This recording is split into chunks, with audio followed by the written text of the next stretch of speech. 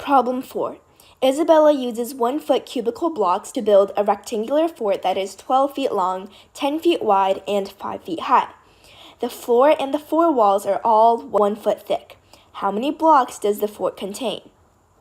As you can see, this is another typical counting problem. It's not necessarily complicated, but can be tedious. So when it comes to counting, always be organized so you can never miss out on any parts.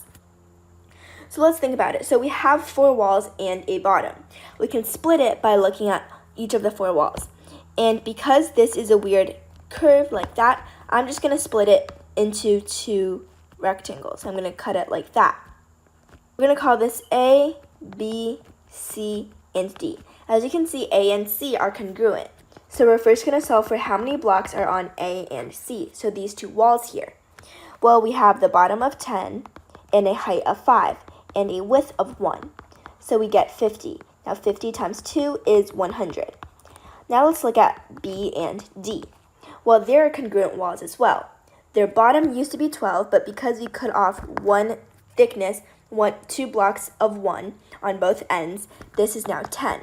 So we have 10 times the height of 5 times the thickness of 1, which is 50. Multiplied by 2, we get 100 as well.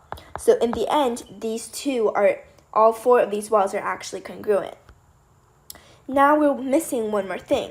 We also have to look at the bottom, E, because remember there is a floor as well, so don't forget to count in the floor. So the floor consists of a length of 10, and we have a width of 8 because 2 has been cut off from the original length, which is 12, and we cut off a 2 from the 10 as well. So that is 8. Now there is a thickness of 1, so we have 80.